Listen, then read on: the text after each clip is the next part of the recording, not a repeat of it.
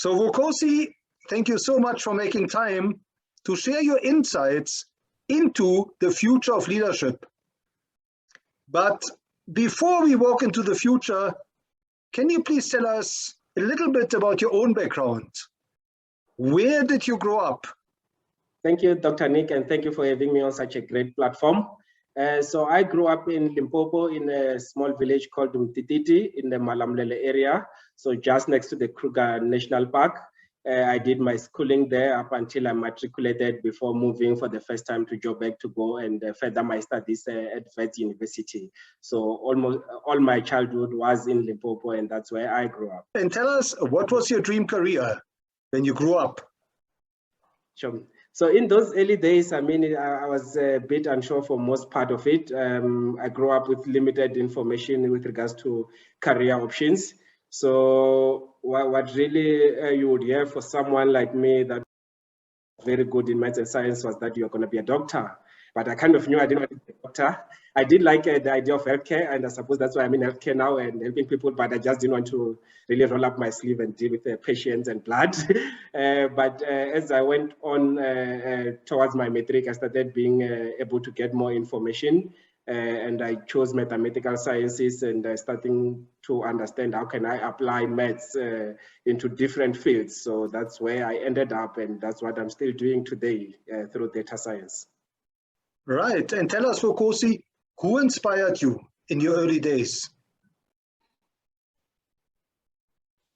In the early days, I would say my dad, I think is probably one of the smartest people I've ever met in my life. He was a career teacher all his life. I retired a few years ago.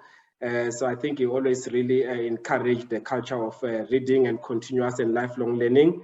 And I've really since picked up on that, and it's one area of passion of mine.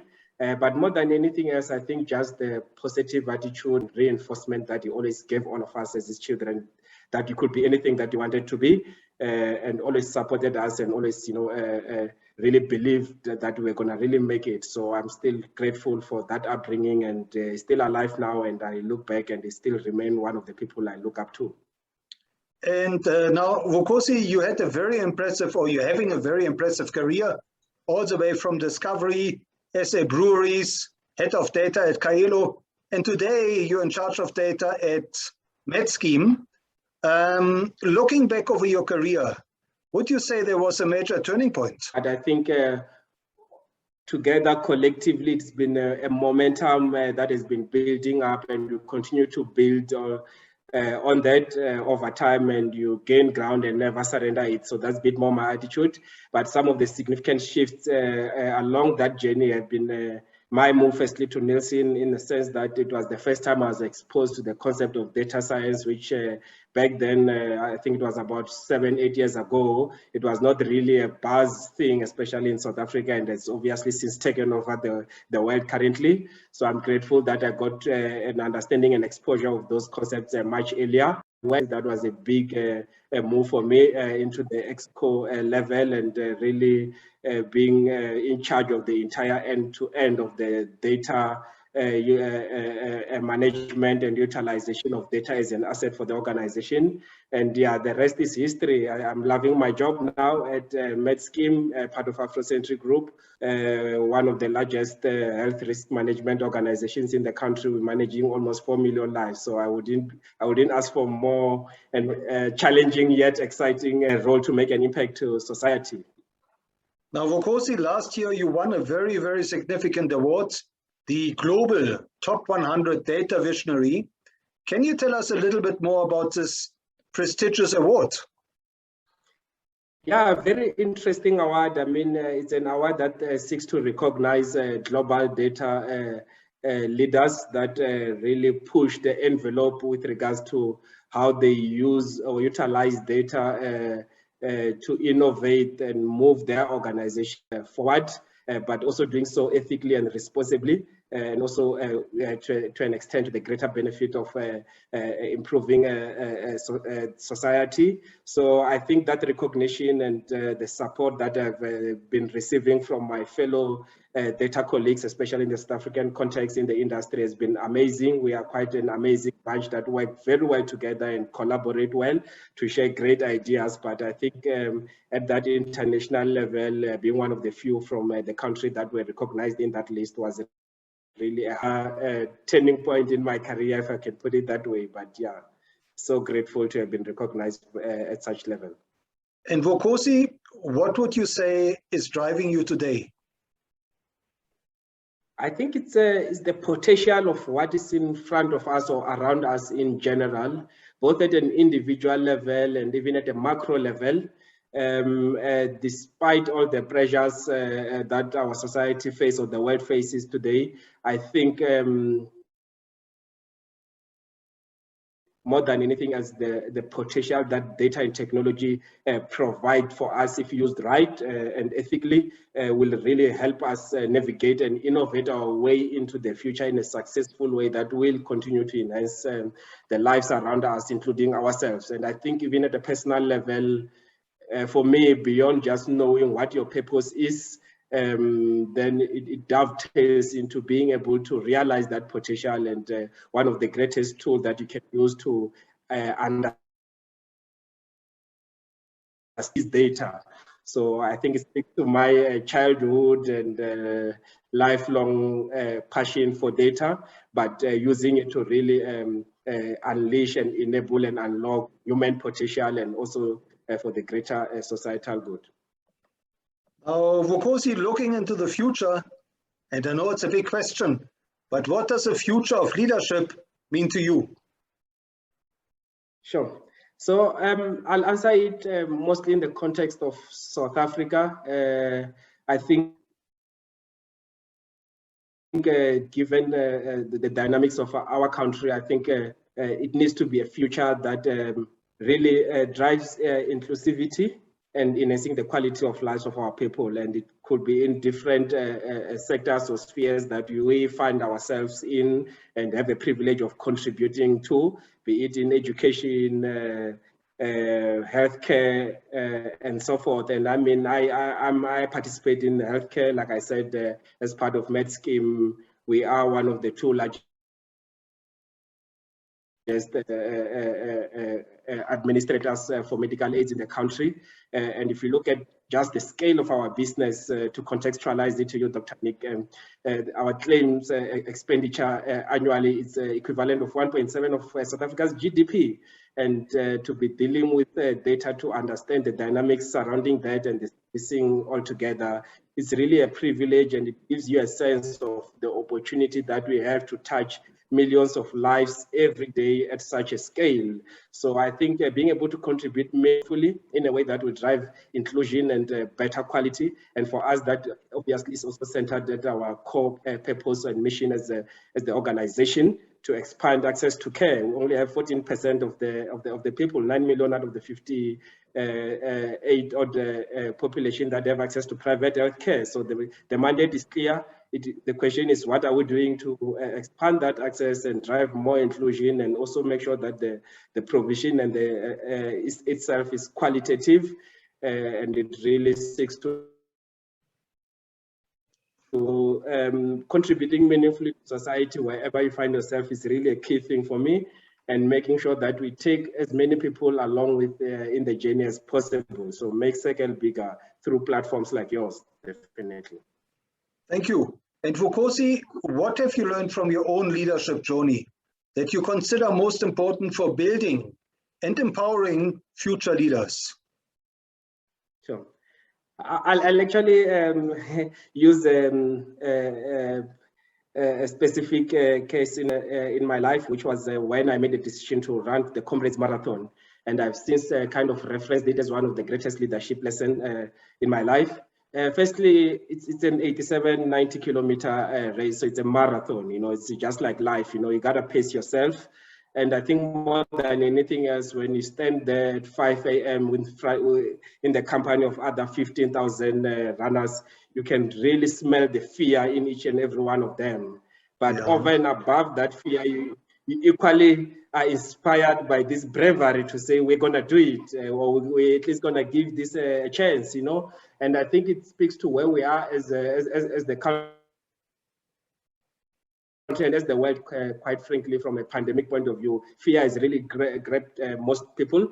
But it is the response to that, just like when I looked at those comrade runners in terms of the bravery to say we're still going to do it and we're still going to really move forward.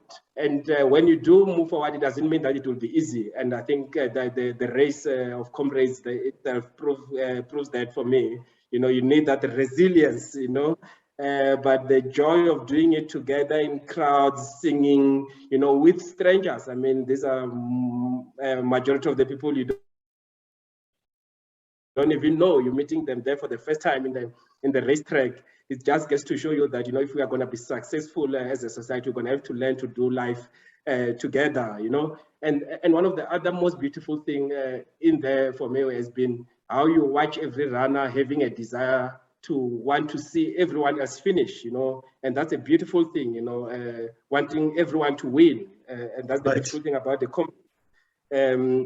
And more at a personal level, I think for me, it speaks to the point of vision and purpose. I mean, when I turned the corner towards the finish line, my wife and my beautiful 3-year-old son were waiting for me, and I couldn't hold my tears, right? So all the way, I kept that picture of them waiting for me at the finish line, and things like that, which is what vision is really, right? It's powerful and it carries you through the tough times. And even though I got to that finish line and my son didn't have a context of the fact that I've been running for over 10 hours, they had parked 3 kilometers away from the finish line because of the traffic congestion. He still wanted me to carry him and walk another 3 km to the car. But, you know, we celebrated, we laughed, we sang. And that for me has been one of the greatest leadership lessons of my life, on even how to do everything else in the area of work and anything else. Great. And Vukosi, what is it you tell aspiring leaders about social media?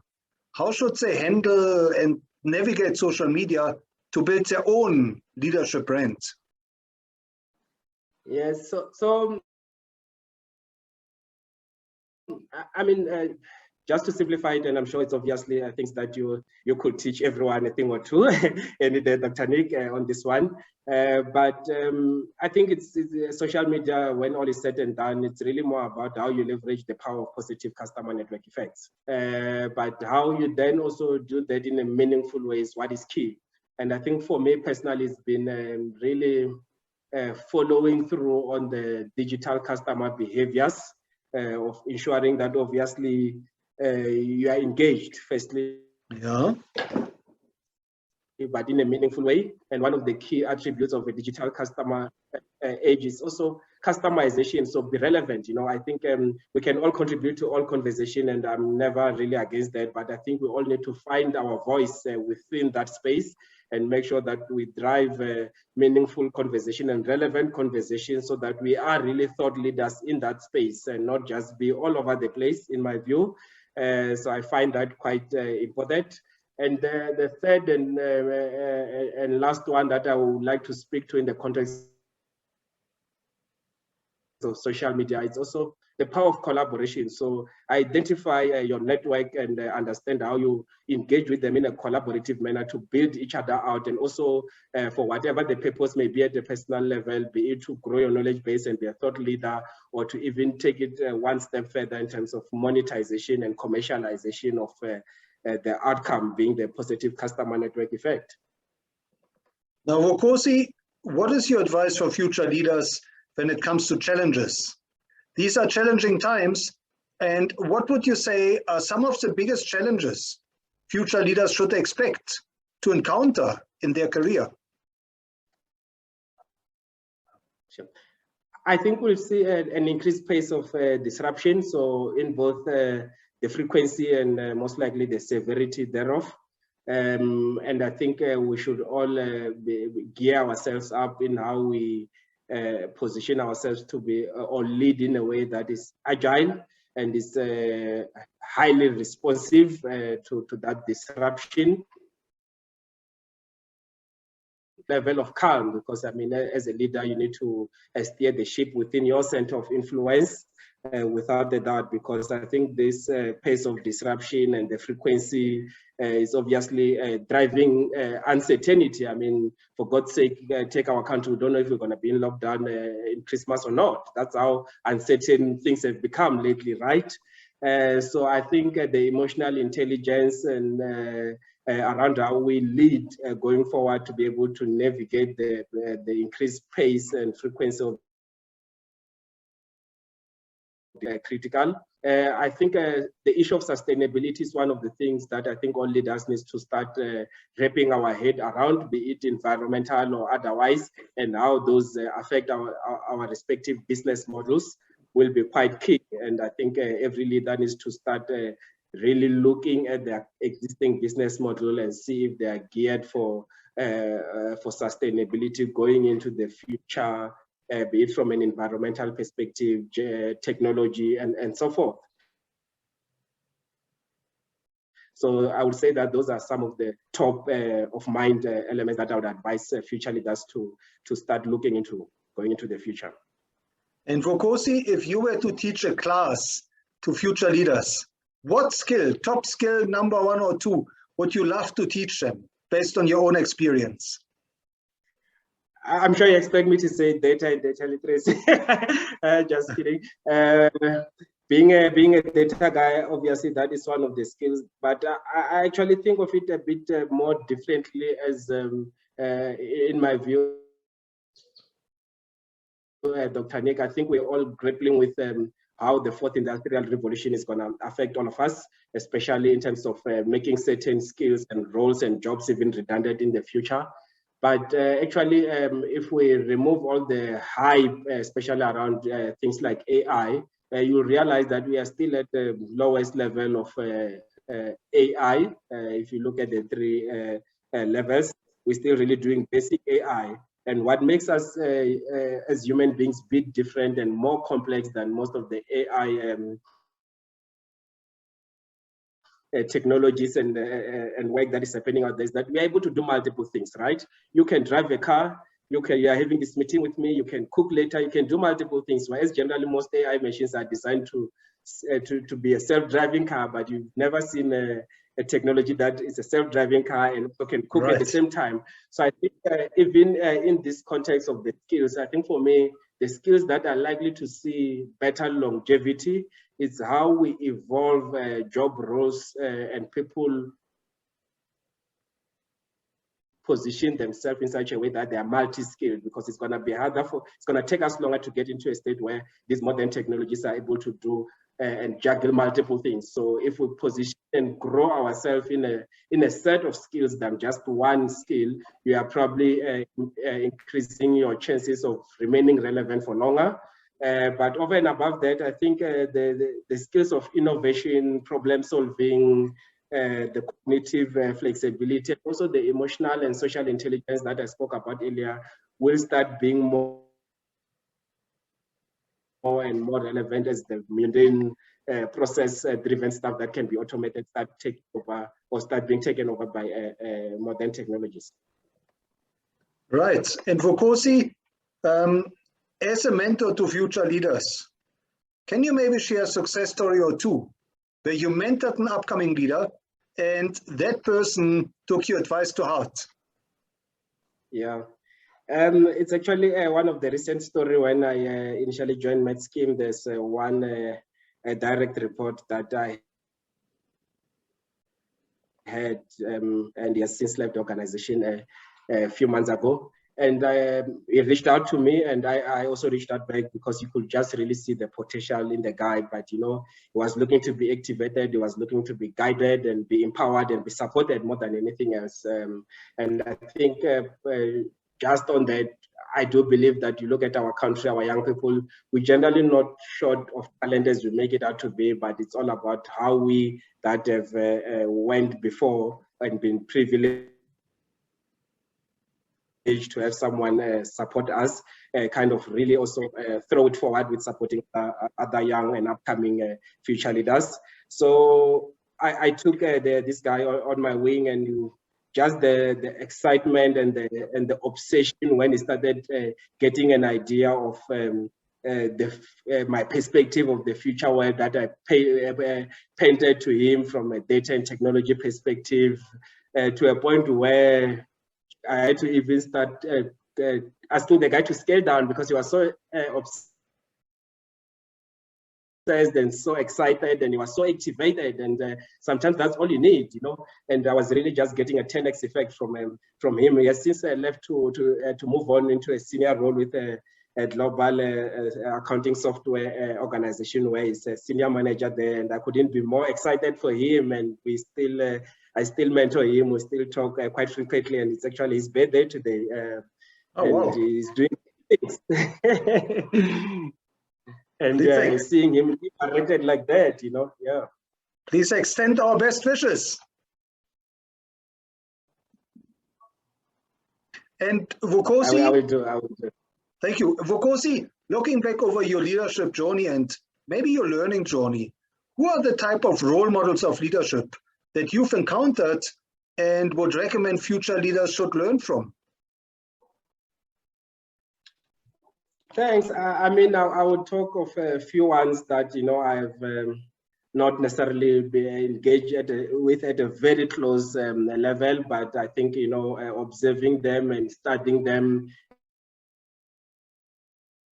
has been Teto Nyati and also Bonang Mohale. I think the consistency in excellence and delivery in South African corporate for any upcoming young leader, they're really some of the people to really look out for.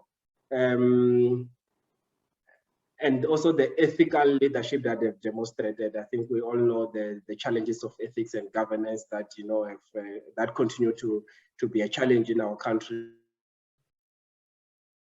in a lot of sectors. So I think looking at people like them is quite inspiring, and I think we could all learn a thing or two from them. One other person switching it a bit is Professor Chelizi Marwala, the Vice Chancellor of UJ.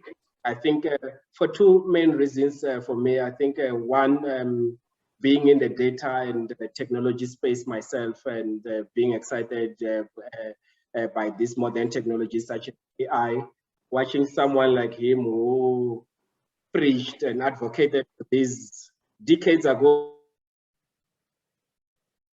before probably most of us even know what he was talking about, is quite testament to being that visionary leader that is able to stay into the future and advocate and really stay the course. We are now, most of us, standing on the shoulders of people like him and their sweat and their faithfulness. And I think that's, for me, is great and inspiring. And also, for the second reason is this passion from an education point of view. And he calls this concept of being able to reproduce yourself. So the big question is always how do I enable 10 other people? The previous question was on mentorship, you know, and be able to reproduce even better than even yourself. It's quite a passion of mine, and that's why I'm invested in wanting to do mentorship, to take other young people on the journey with myself. The last person I want to talk to is someone very close to my heart, and I suppose these stories are always very more meaningful when it's personal.